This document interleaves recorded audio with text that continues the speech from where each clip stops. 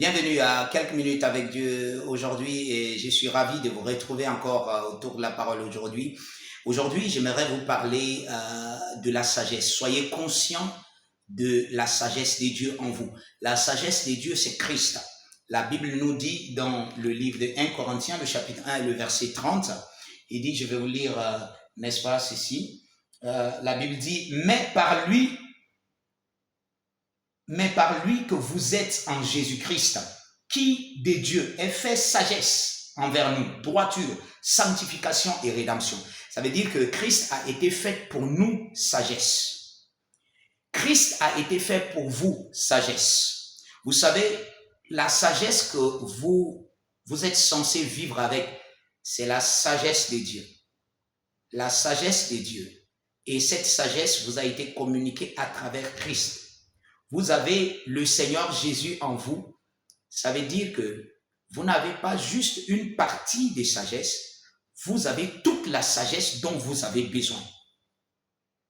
Pour toute chose, vous savez, vous pouvez connaître quelque chose, vous pouvez étudier quelque chose, mais ça, ce n'est pas la sagesse. La sagesse va vous amener, n'est-ce pas, à produire des résultats de la connaissance. Ce que vous connaissez, vous ne pouvez pas produire et même tirer des avantages de ce que vous connaissez réellement si vous n'avez pas la sagesse, si vous n'appliquez pas la sagesse. Vous connaissez des gens qui connaissent les choses, mais pour transmettre ces choses-là, ils ont des difficultés. D'accord? Des personnes qui ont vraiment la connaissance, mais en transmettant, ils heurtent peut-être la sensibilité des autres et peut-être que les autres n'arrivent pas. Vous pouvez peut-être parler des limitations de communication et tout cela, mais moi, je voudrais vous amener à un niveau supérieur où tout ce que vous faites, où vos paroles, ce que vous dites, sont communiquées par la sagesse. Vous savez, cette sagesse est produite par l'amour. Dieu est amour.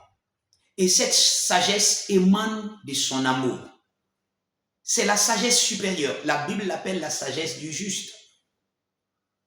Vous avez besoin de fonctionner dans la sagesse. Et vous savez, ce que je voudrais vous dire aujourd'hui, c'est que commencez par être conscient que vous possédez cette sagesse. Commencez par être conscient que cette sagesse est activée en vous. Cette sagesse œuvre en vous. Et chaque fois, déclarez cela.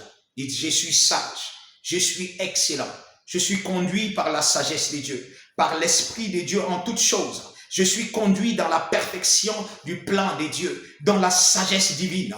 Je suis rempli de la sagesse divine. Je fonctionne dans cette sagesse, je parle avec sagesse, j'agis avec sagesse. Vous commencez par reconnaître que vous êtes rempli de la sagesse de Dieu en vous et que vous manifestez cette sagesse chaque jour dans votre vie. Alléluia. Souvenez-vous, Christ en vous, c'est la sagesse de Dieu qui est en vous. C'est pour ça que l'Esprit de Dieu qui est en vous ne devrait pas. La Bible dit, n'attristez pas le Saint-Esprit de Dieu qui est en vous, que vous avez reçu de Dieu. Cet esprit est en vous. Vous avez une responsabilité, envers cet esprit. Il y a des choses que vous faites pour ne pas attrister l'esprit. Il y a des choses que vous faites pour que l'esprit de Dieu soit activé, ait tout son potentiel et fonctionne dans votre vie. Vous devez le reconnaître. Vous devez interagir avec l'esprit de Dieu. Vous devez lui parler chaque jour. Et pour toute autre chose, écoutez, toute chose dans laquelle vous êtes impliqué, commencez par communiquer de cette chose avec l'Esprit de Dieu. D'abord, vous aurez la sagesse nécessaire pour, n'est-ce pas, prendre des actions qu'il faut. Alléluia. Que Dieu vous bénisse.